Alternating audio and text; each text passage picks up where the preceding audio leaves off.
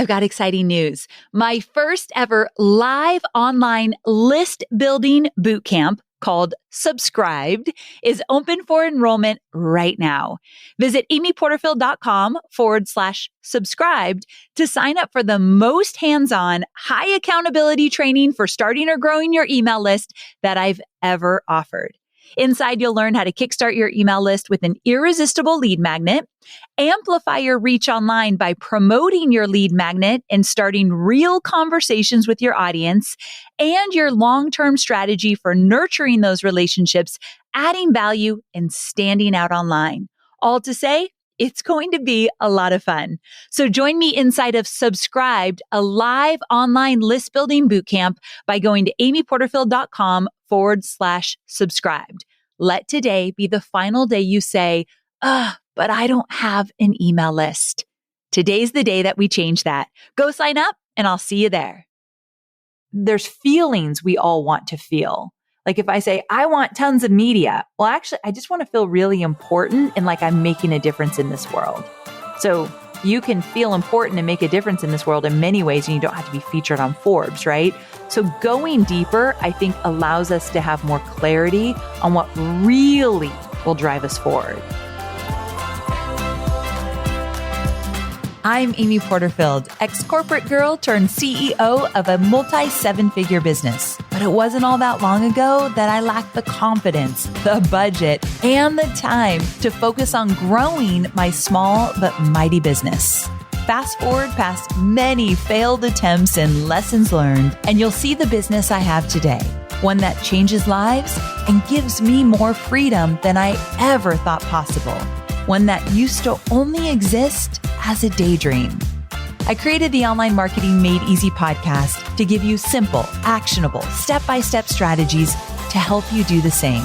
If you're an ambitious entrepreneur or one in the making who's looking to create a business that makes an impact and a life you love, you're in the right place, friend. Let's get started.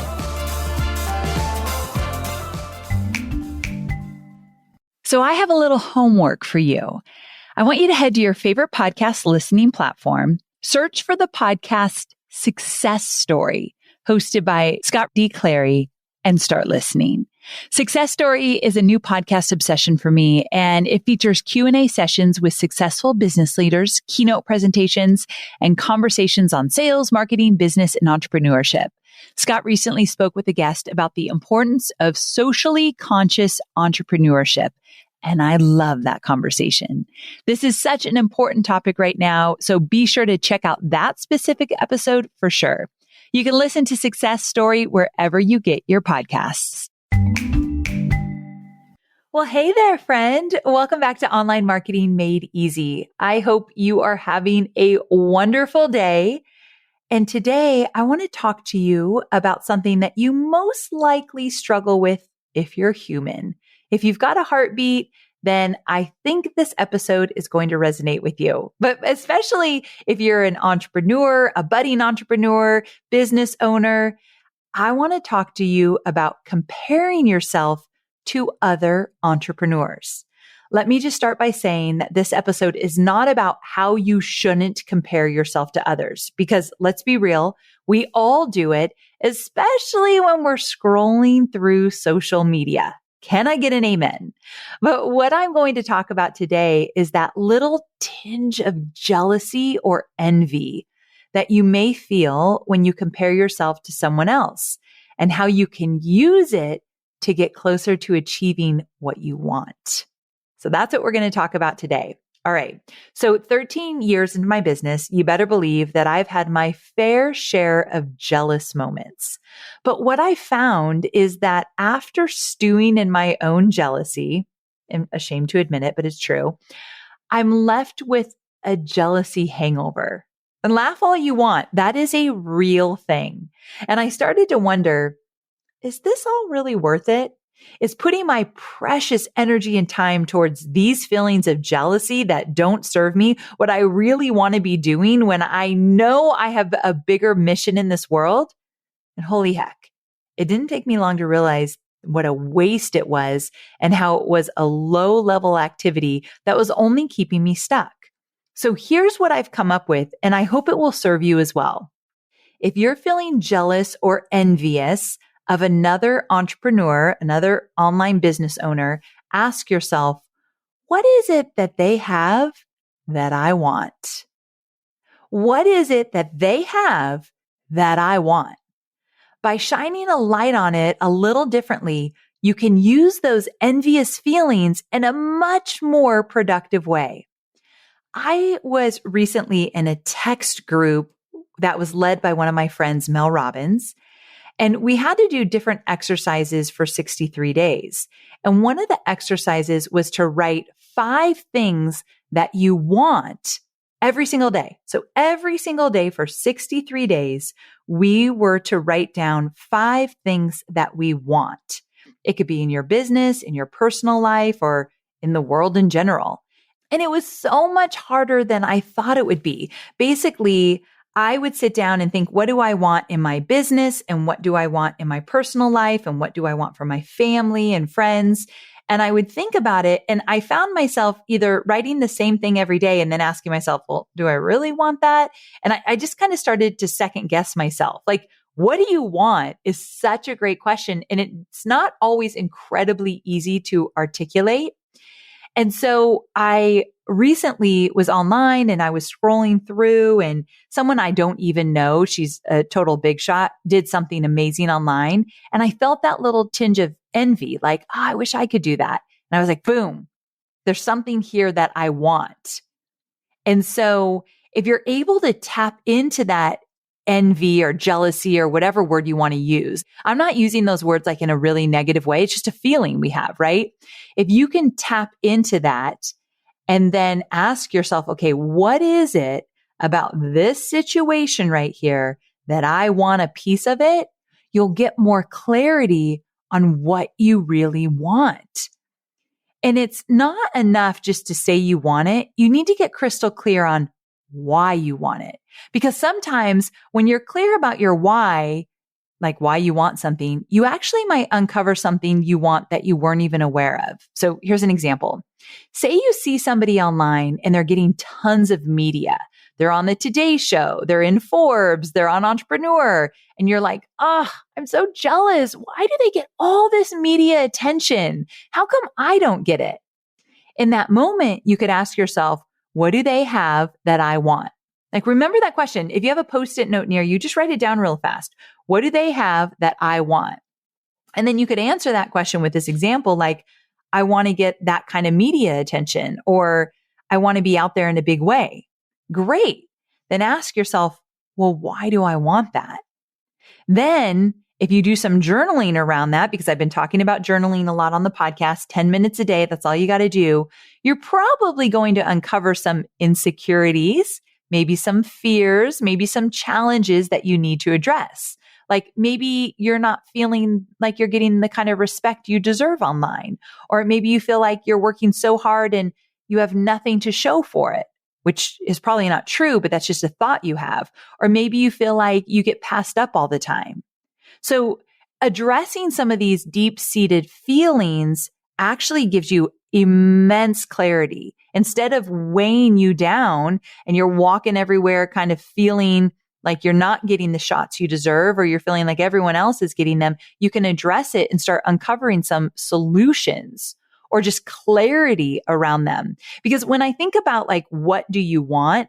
I do remind myself, like, there's feelings we all want to feel. Like if I say, I want tons of media, well, actually, I just want to feel really important and like I'm making a difference in this world. So you can feel important and make a difference in this world in many ways, and you don't have to be featured on Forbes, right? So going deeper, I think, allows us to have more clarity on what really will drive us forward. And here's the good news.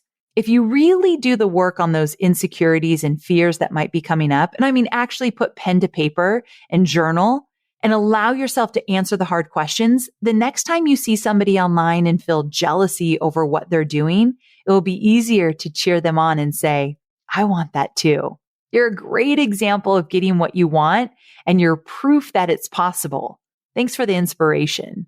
Like you could think those feelings and wish them well. dare I say it, you'll have even more excitement for their accomplishment because they're showing you what's possible. If it can happen to them, it can happen to you. I firmly believe that. Why not you, right? I have a girlfriend who just landed a big media deal with her book. And I called Cho, my sidekick, and who's working with me on my marketing plan for my book, to tell her that so-and-so landed this big media deal. And I said, I'm so excited for her. And I'm excited for us because it proves that it can happen and that it's possible. And if it can happen for her, it can happen for us. I've done the work, so I know I can say that with like genuine excitement for somebody else. Years ago, I couldn't do that. And quite honestly, and years ago, I wouldn't have wished her well. I would have just went into a spiral of why I'm not good enough. Why is she getting that and I'm not? Well, first of all, I haven't even tried to get big media yet for my book. I'm not even at that phase. But second of all, that spiral of why not me never will serve you. So it's worth it to do the work. So you're starting to wish other people well, but also not in a fake way, like genuine, but you can even be selfish. Like, I wish you well, because if you prove you can do this, then I can do it too. So I feel like that's where we need to get to when we compare ourselves to others, but it definitely will take some inner work to get there. So here's a challenge for you. The next time you feel bad, you feel jealous, you feel envious toward another entrepreneur, I want you to stop and just notice it. We're not in the business of judging ourselves, right? Just stop and notice it. We so often get jealous without even realizing that we're doing it. Like it's almost second nature. So I want you to call yourself out in that moment and remember, it's okay to feel those feelings.